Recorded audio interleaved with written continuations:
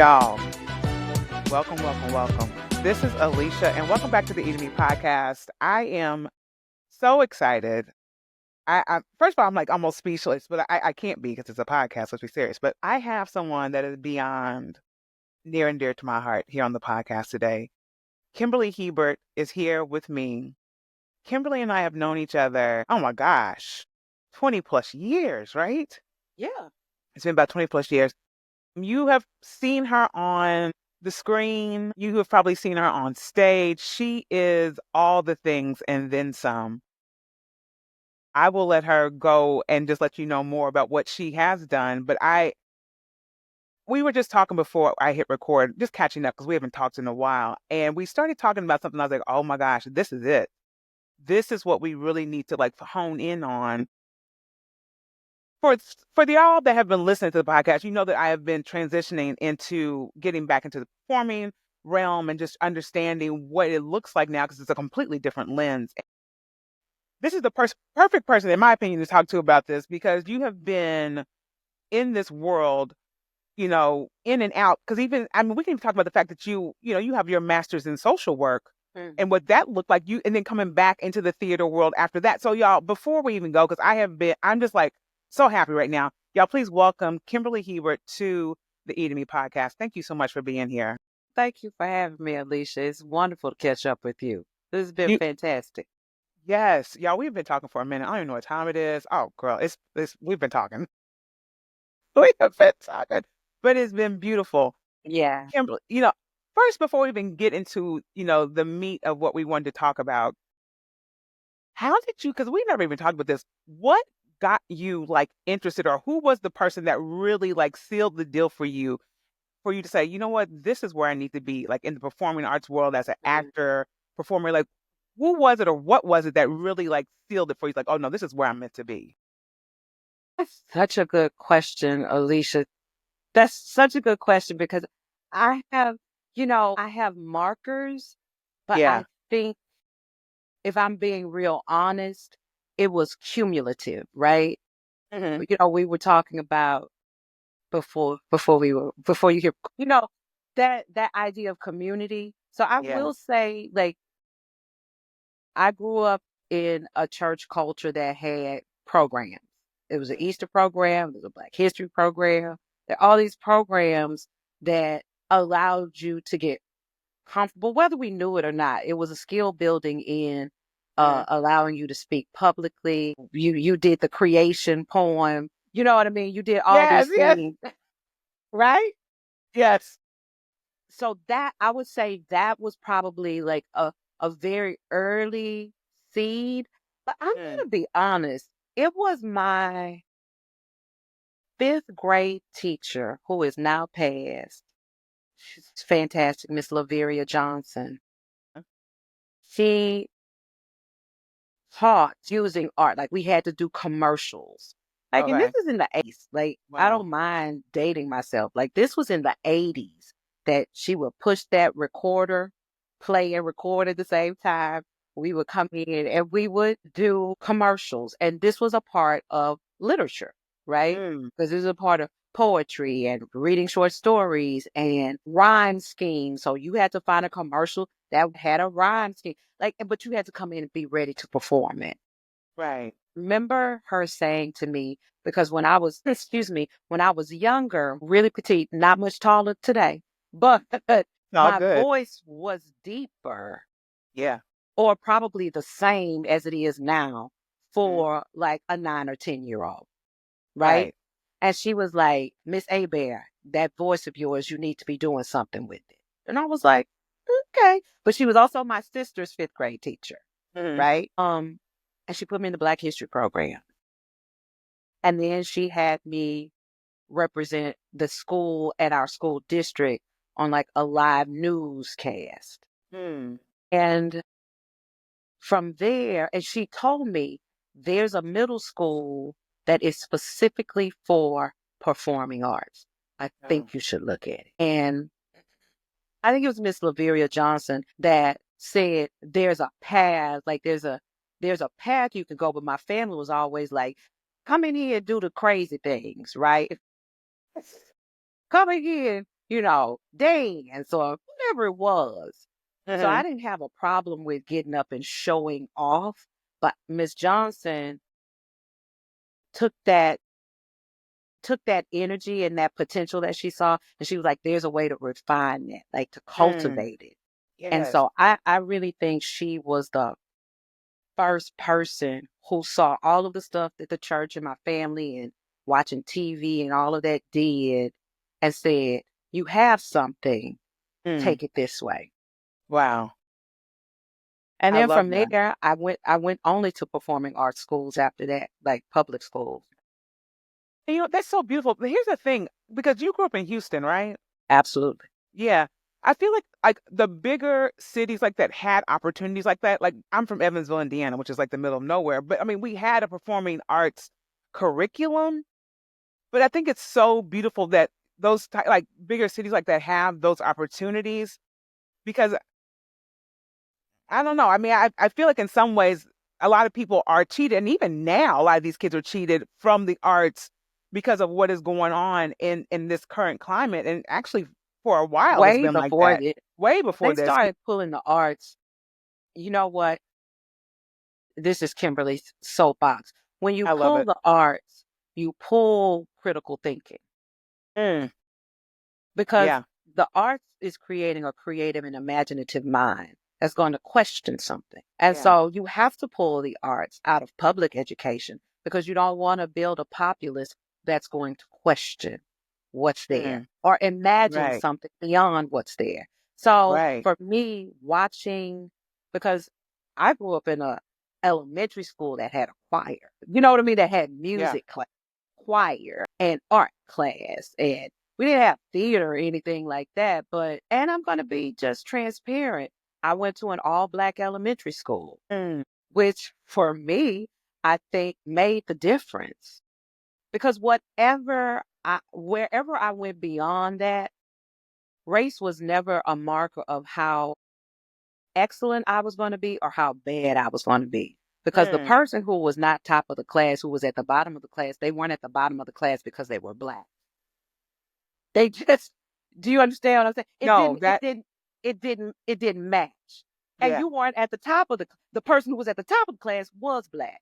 Mm, And so that kind of, I just say, like when my sister and I talk about this, and it was what a gift and a blessing to have at those formative years. yeah. And not all of the teachers were black. Miss Laveria Johnson was black, but you know, but all of those teachers were invested in those students.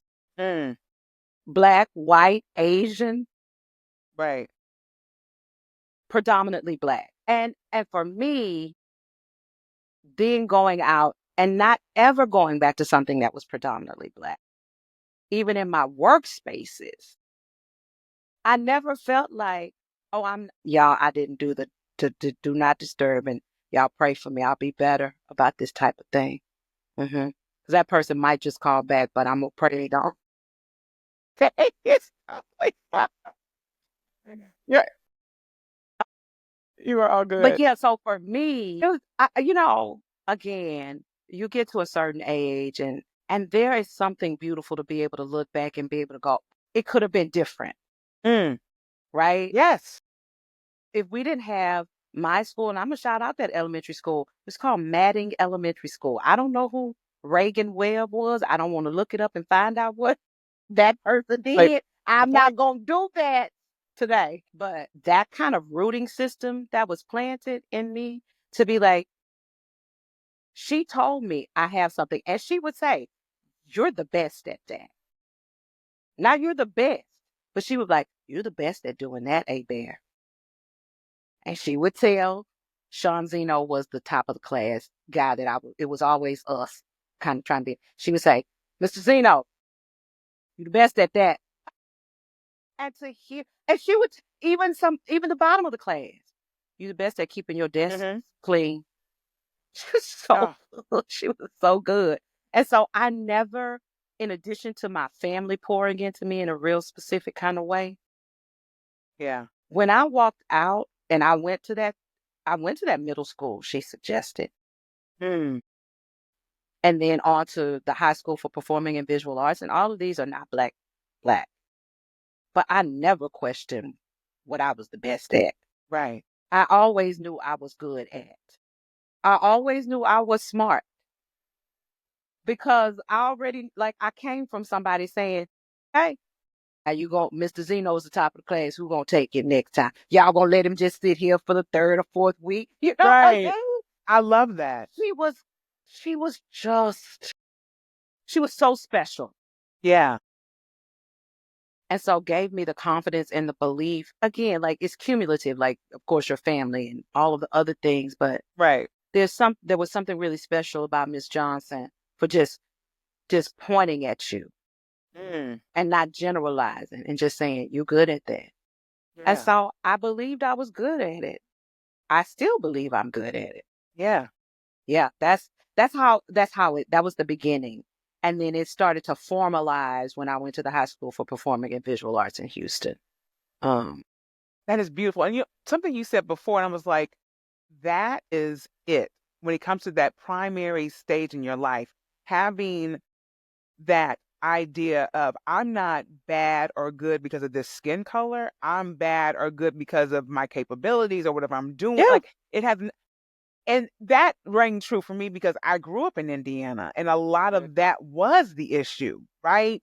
You didn't want to be considered the bad kid because it was probably because, oh, I'll be that stereotypical black kid. So it's like, Mhm.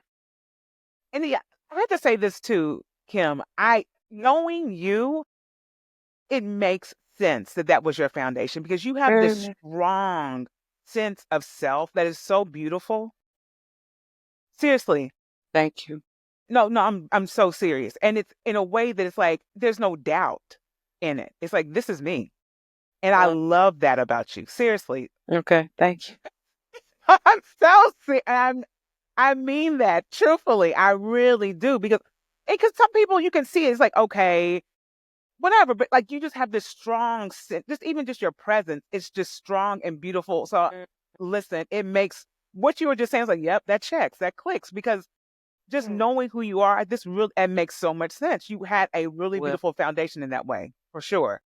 I'm blessed and I know that. Like I Yeah. said, you get to a point where you look back and and it is a comparison where you see great people.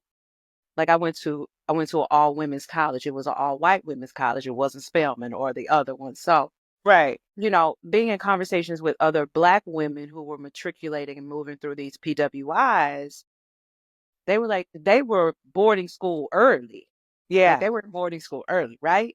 Right. And so I have been like, "Oh, yeah, it makes sense." My sister and I went to the same college, by the way.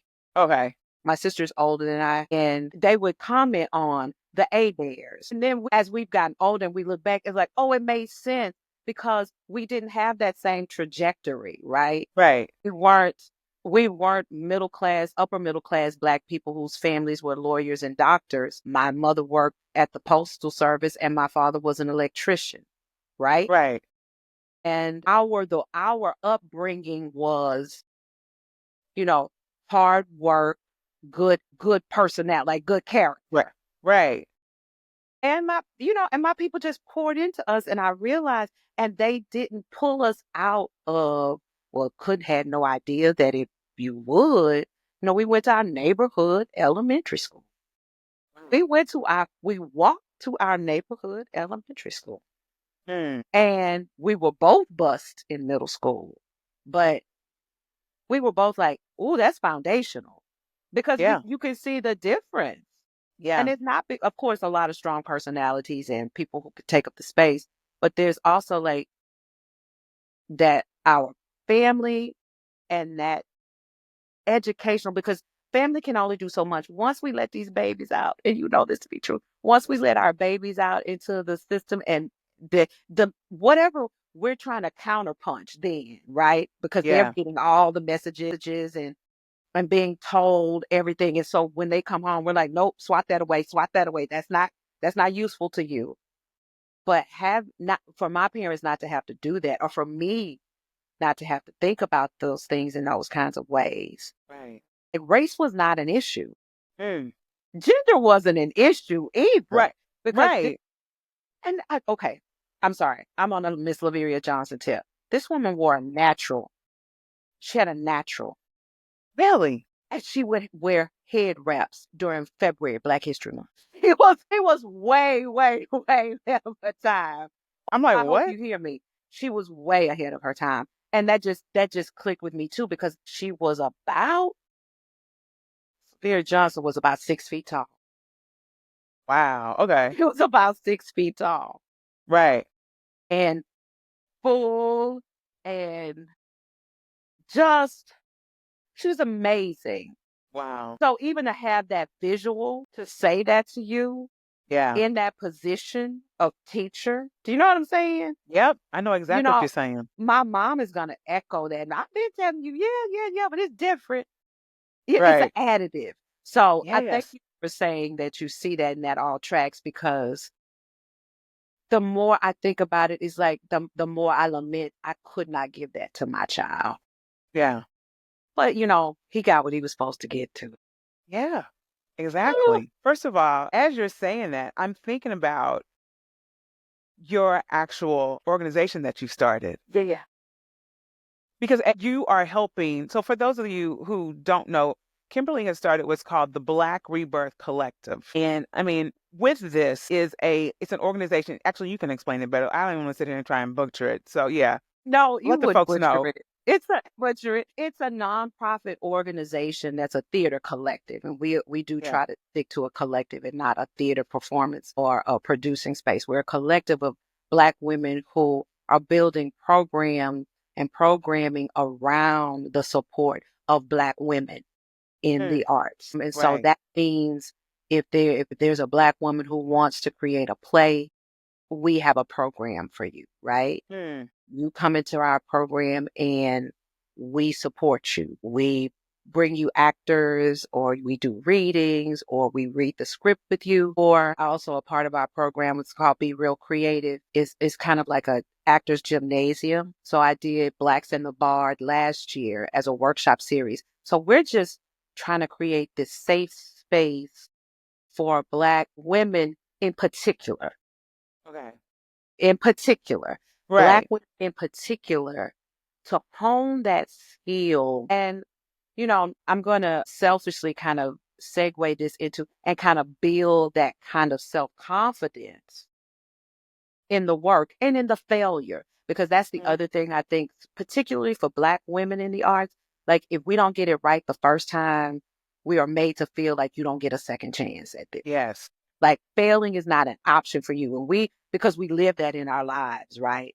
Hmm. When you go to your job, you have to be the best, or there's a consequence.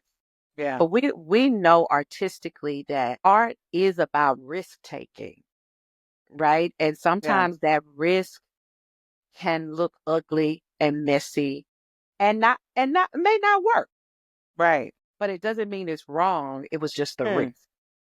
right. So we're trying to create this safe, sacred space where we support Black women in building themselves, like Mm, inside out. And like I said to you, like we're also interrogating the kind of Black female images that we have long seen in theater, film, television, because oftentimes those images weren't created by Black women. They were either created by Black men or non-Black folks. So, kind of creating this definitive or multiple definitions of what that looks like. yeah. And as I shared with you, Kimberly, I have a real interest in Black women in their mid-career stage, because I think there's enough experience there, but there's also there's this fine line where if we don't embrace it and embrace each other, it's also a kind of give up time too. So Hmm. that's why I think mid career is that real, like that witching hour. It's like I want to remind us, like, yeah, that was hellish and that was hard and it didn't turn out the way we thought it would. And on the other side of that, there are all these other possibilities. Because we don't talk a lot about ageism, Mm, because we always like Black don't crack. Right, right. But I do think when we get to a certain age, and I'm speaking from an on-camera perspective, Mm, when you get to a certain age, it's like I I can't be her anymore, mm, right? I can't be the best friend to a white girl lead because I'm too old for yeah, that, right? I have right, too much life experience for that. right, But I'm not quite old enough to be the sage in this, right, right? And right. so it's also a kind of interesting space mid-career. Like I said, it doesn't have to do with age, what age you are, but it oftentimes has to do with I'm not fitting into where I was. Mm, yes, I'm not fitting yes, into I'm not the ingenue and I can't play big mama. right, You see what I'm saying? yes, yes, So I think it's really important to kind of keep massaging and being tender and loving to ourselves and to each other in that space because it can make us long for a kind of youth that we have had to abandon, but also shy away from a kind of maturity that we're going to need going forward. right. You know, thank you for putting in that context. And I was saying to Kim earlier, I was like, this actual topic for me is also selfish because I'm in that space too. One, because I'm coming back into this Mm, performing world and learning a lot, that I feel like I shouldn't say I've missed, but a lot of things I have missed. It's what it is, right? But also just figuring out like, where am I in this? Do I still belong? mm, Like, should I just give up? Everything you were saying. mm. So it's just so I think this collective it's so beautiful to actually share with other black women at this time because you say there's all these questions and even people like you who are beyond seasoned and like have the experience. It's like, okay, I have I mean, listen, look at all this. But still I'm like, where do I go with all this, Yeah. right? And there's also that little point too, which we talked about, is that, we've done it long enough where we can actually see this is that moment, like I'm gonna give it to you like in our New York theater terms. Like, I don't know if you remember that moment. It was like, oh, they bringing TV people, they bringing movie people in to do Yes. Broadway now. Yes, I do. Level. And all of the, everybody has already gotten their degrees or their training from wherever. We took all Yes. your classes, we bought the t-shirts and the headshots that we keep getting free. And y'all bringing TV people in. And that's what I feel now is like, there's an interest in influence now, Yes. not skill, Hmm. Right. right? There's an interest in Right. influence, not skill. Yeah. I've never been interested in influencing people, but I have a skill set that Hmm. can encourage and inspire people. Right. That's a Right. difference. Right. So if you're clocking numbers, right? If we're being automatrons in that way, like it's like how many likes, clicks, followers, etc. do you have? Then I'm not gonna fit the bill. And I think also like mid-career people who predate like what we're experiencing now, we're all kind of, unless you're super adaptable, and I'm not saying not be adaptable, I'm just speaking from Right. my own experience, is like it's not an interest. But I know people who are like, that's what it is. Boop, I'm adapting. And I now give you a video on this every week because that's what it is. And people have that ability. Right. I've also seen where I've gone into casting and they're like, how many people are following you? And I'm like, Wow. you're not getting me for that. Right. That's the difference, I think, with many Black women in general in the Hmm. arts. It's Yeah. like we are the most educated in the country. We are the most prepared, right? Yep. We are the most malleable when it comes to I got knocked down, let me get back up, resilient, Yep. Yep. right? So when you when we have done all the things that you told us to do to be able to get this role, right? And all of a sudden you say, but that's not what we want anymore. it has that effect. And so that's another reason why I'm like, we have to start building the space for ourselves because Yeah. the rule makers will change the rules as we can see as they go. Right. Like nothing seems set in stone. Nothing seems Right. to be a fact. Right. Right. And we want this, and this is not about like being sedentary in any way in the art. It's really about, I love this image of, and it's actually our, like our logo. It's like these deep roots, but it's a high, because I love that. the deeper the roots, like the more we kind of hunker down in what we know to be like just foundational truths about art, Right. singing, whatever your thing is. Like there's a foundational truth in what has made that good over Mm. centuries. Right. Period. The end. I don't care what y'all say. Yeah. Right. And so I don't care. So Right. we want to dig deep into what that foundational thing is, because once I think we are deeply rooted, you'll have that freedom to then go, I'm centered, grounded, and planted. So I Mm. can fail and fly and try and do all this. Like I can blossom in this other way because I'm deeply rooted in what I already know. That's not Yeah. saying we're going to do things from like 1920. I Right. wouldn't mind to see that, but Right. I think it's a confidence builder. It's a Mm. security. It's a belonging. It's that community. It's that you're unshakably good and welcome and right. So don't think about all the other stuff. Sit in that truth. Mm. Like I told you, Miss Lavera used to say, you're good at that. Mm. You're the best at that. Now, when you're rooted in that, you can then go for my experience. Okay, I'm good at that. Then I'll go to London and try to do Shakespeare because I like Mm. it. You see what I'm saying? Right. Right. It didn't make me say, oh, I'm going to only do Langston Hughes poems, which is what, you know, or my Right. Rosa Parks. It made me say, oh, I'm good. I'm the best at that. Then I can do everything. I can do Yes. everything. Yes. And so that's really what I want for us as Black women. Because again, I was telling everybody last night, I said, y'all fight me on this if you want to, but the future is Black woman. Yes. You can feel a way about that statement, and I can understand how you want to fight against that reality. But we can see what we can see, Right.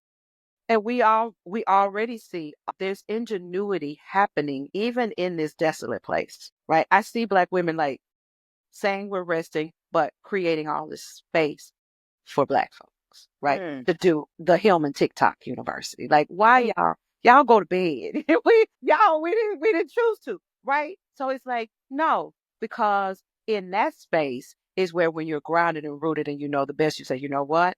Let's try this. We can do it. Yeah. So that's Black Rebirth Collective's ethos, right?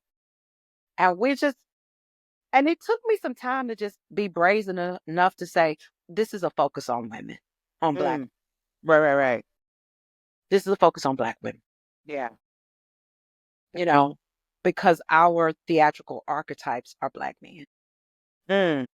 And no tea, no shade to them. Thank you. Fantastic. Right. But they are Black men. We have our Lorraine Hansberry's and a few others. But to say that we have, like, when you think of Black theater or even Black history, oh my gosh, Black, Yeah. you are oftentimes thinking of a Black masculine Yeah. Yep. identity. Yep. And I just wanted to kind of reframe and center us because we're always shouldering it, That part. Yeah. but it's so difficult for us to just be centered and Mm. appreciated Right. and loved on. That's another thing I'm big on. Like when I do workshops and people are doing their monologues or their offering, I just say love on them as opposed to Mm. clapping. I was like, and it could be clapping, it could be whatever stuff, but Mm-hmm. you know what I mean? And that's what we like I'm saying, I'm just describing the ethos of what we're doing. We commissioned a writer. We have a beautiful writer, Emmy nominated actress Kelly M. Jenrette, who wrote a two-hander called Betty and Coretta. And for those who know the meeting of Malcolm and Martin, she saw that and was inspired to create this beautiful imagined conversation between Betty and Coretta about being Black women. Wow. And, they're not that Martin and Malcolm are absent, but they are centered. And that we get to see and imagine, look at these iconic women in such a beautiful way. We have that on our season. What are we in? 2025, 2026, probably Yeah. 2026. And then we're working on a partnership with Geffen Playhouse with another play. We can't really get too detailed about it, but I'm excited about that. It's another Black play for Black women. Um, uh, yeah, I'm just really like, I just want to love on us. That's all. I love that. Yeah. First of all, thank you for this, because even with me just hearing you say this, you just feel like, oh my gosh, like I am capable, if that makes sense. Mm-hmm. Because I feel like basically what you were saying earlier, like we are so used to, we got to get it right. Everybody's looking at me. If I don't do this, in the right way, what will be the repercussions? You know what I'm saying? Like, but to have a space where you can just express yourself, and then, like you said, it doesn't have to be the hand clap. Just love on me. It just like that, like that. That just went through me, because it's just like that is so rare. I know. And you know what? It's like trying to create a thing that I don't believe I got when I left. I got that from Miss Laveria. But when you start getting into what feels like the competitive industry of it, ain't nobody telling you, it's like on the chorus line, next, thank you, or not even a thank you, next. Rightfully so. Placed ourselves in those spaces because we know we're capable. But I needed somebody to just be like, you didn't get it, but we loved on you. We loved you, right? Or the community be like, it's hard when they tell you no, but your yes is coming and there's a space for you and we love you. Love on. And I just think sometimes people, like, it's such a sentimental way of approaching it, but I don't see love in that way. For me, it's so foundational to keep us moving in real ways. Yeah. In the realest of ways. I need people who love on me. And I mean, and I'm using that real Southernish kind of terminology. Love on me. Yes. Just pour it on me. It's never, I will never take advantage of it. I will never, you know what I mean? Yeah. Because if I see you need it, it's like I got some tulips for what was this, Valentine's Day? They need to be loved on. Because they know what? If I pour that water on them, right? Because that's exactly what happens. Like, you could just kind of see how it's just kind of dry around the edges. We get used to being kind of wilted and dry. Yes. Especially in the arts, because they've also told us that, a suffering artist is kind of a noble position. Yeah. Yeah. I don't believe that anymore. Right. Exactly. Right. So I'm like, I don't want to see any withering leaves, petals, or anything with my sisters. I don't care what they're doing. Love on them. Yeah. I love that. And as you were saying that, I was thinking of, remember the song, There's No Business Like Show Business? Yes. And there's one line, it says, there's no people like show people, they smile when they're low. And it just, literally, it's like, we just have to keep that face, just, everything's good, everything's great. On to my next audition. Didn't get, I'm good, I'm fine. And meanwhile, you are dying inside a lot of times. And see, that's artificial intelligence. Yes. And I want to go back to that.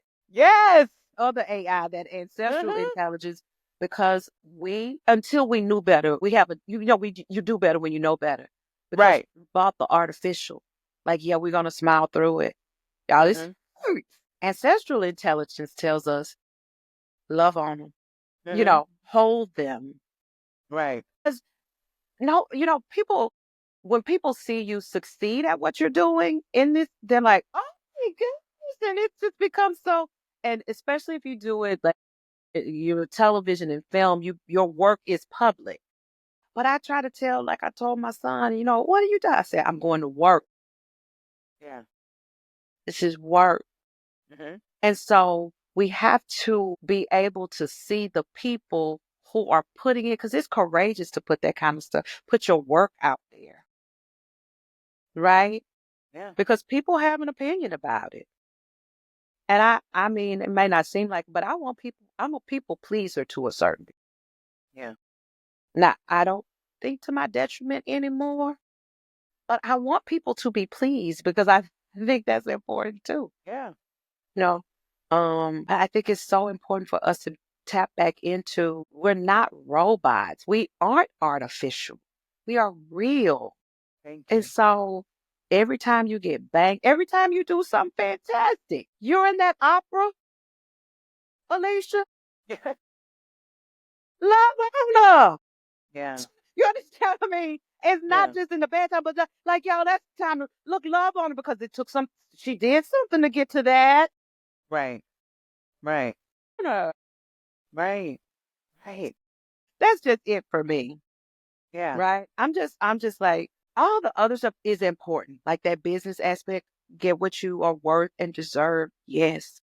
But my goodness, if you have a community of people who are back there going, yes, yes, yes, yes, yes, Yes. yes. I Yes. remember when she wouldn't have done that. Right. Good for her. Yeah. Yeah, Oh my that's it. gosh. That's beautiful. Just an old auntie. I've just put my auntie slippers on, and that's just who I am. But I love it. And literally it all stemmed from your teacher. I feel Miss like in a lot of ways. I feel like she really, because I remember reading, I don't know, I was looking at some social media platform and you had posted something and I saw a comment below and it was someone who was a performer, a Black woman, and she was praising you and basically loving on you and thanking you for just guiding her. I wish I remember who it was, but it doesn't even matter. But I was just like, this is so beautiful. So this is, and I will never forget that. But I remember them just saying, I think you were in some show with this person. Mm, And they were just saying, thank you for just guiding me and just believing in me during that rehearsal process and just during the entire production process because I'm assuming that, they were a little, just kind of like mm, worried about the performance or whatever it was. And you were just there to kind of like let them know you got this, or whatever it looked like. But it was just so beautiful. And this now goes beyond with with the rebirth. Like this is beautiful. You're doing amazing work. Seriously, like this thank is you. wonderful. I hope it's service. That was the other thing. I was like, I want to be of service Yeah. more than being served. Mm, Because you're gonna yeah. get that. That's gonna happen. But if you're Right. always serving, you're not gonna lose. Yeah. You're gonna win every time. You're gonna Yeah. win every time by lifting somebody else or trying. You're gonna win Right. every time. Yep. Yeah. That I told you that. I told you that. I love it. Oh my gosh. Every time. Listen, we could literally do this all night long. I'm We just being did. We honest. did. Look, I'm happy to come back whenever you want me. Please. Oh my gosh, that would be amazing. Please come back. Whenever you But want me. listen, because I know you got all the things to do. No, for real, you do. I Today I know do have to this. get something done today. I do. Yes. So listen, let everybody know where they can find you, any social media platforms. I know we were just talking about, oh Lord, the social media, but just, Yeah. yeah, let people know any websites. Yeah, take it away. Yeah, blackrebirthcollective.org is our website. We're at Black Rebirth Collective on Instagram. And personally, you found Kimberly. Yes. That's where I'm on Instagram. I have to think about that. Yeah, you found Kimberly. I think that's my Instagram tag. I think. I believe that's it. No, I'm pretty sure it is because there's my seat. I'm like, I love that. I love that tag. That is the best. And I think I'm you with the letter U found Kimberly on TikTok. Okay. Yeah, I believe that's true too. Okay. I'll share it on the show notes. Okay, that's fine. I love it. But I think that. But No, I I think I'm love right. it. I think I'm right. Alicia, this has been wonderful. I'll put in, this has been amazing. Seriously. I can't wait for you to come back. I'm so glad we got the chance just to even catch up all the things. This was awesome. Yeah, let me know when you want me to come back. I'll come back with something, whatever you want. Whatever we Okay. talk about in I this love world. that. I love that. Y'all, I'm here thank for you. you. Thank you. That means that really means a lot. Seriously. I'm not even Congratulations joking. on everything. Thank you. And y'all, thank you for listening to this week's episode of the Enemy Podcast. I will see y'all next week. You are the bomb. Thank you so much. You too. Thank you.